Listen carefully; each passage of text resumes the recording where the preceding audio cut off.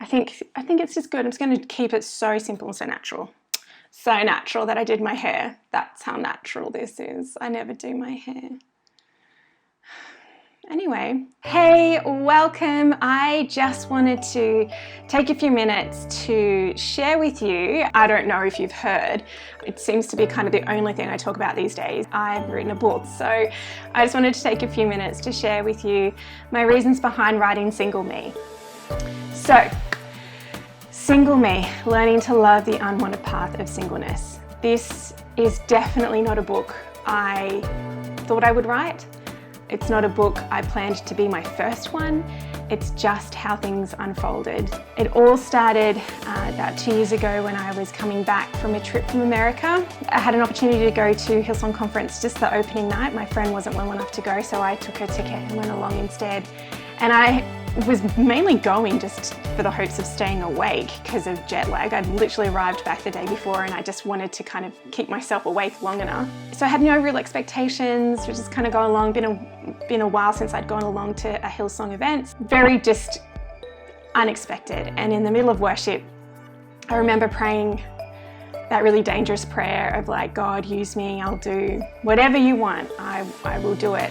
And I heard this sense in my spirit say, write the book. And I was like, what book?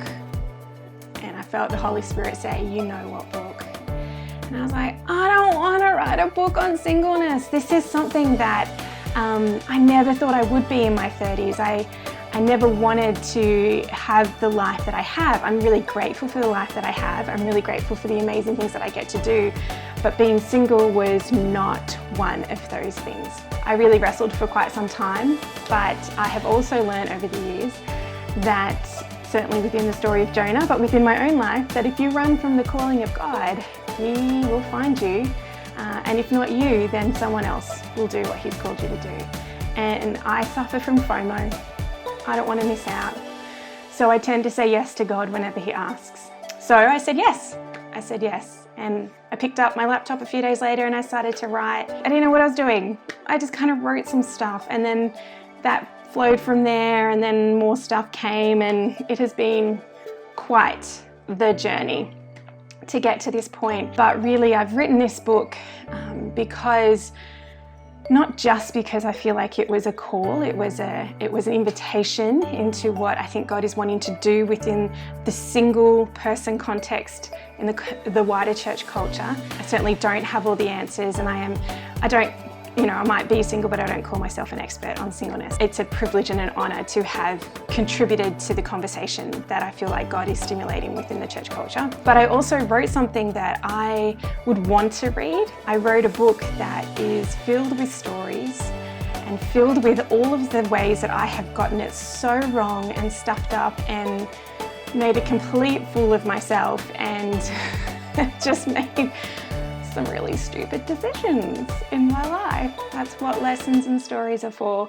And I consider myself a storyteller, if nothing else. So I couldn't possibly write a book without story.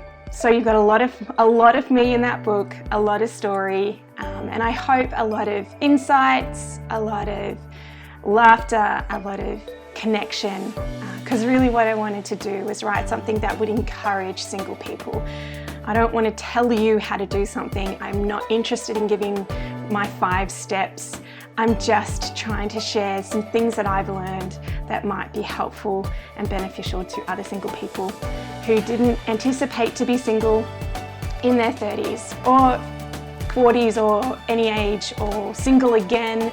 Singleness is one of those things I think that has a bit of a negative stigma around it. So this book is really about encouragement, it's about connection, and it's about changing the dialogue around this topic of singleness. I really hope that you take the time to purchase it when it becomes available. Head on over to the section on my website called Books that has that information about Single Me on it.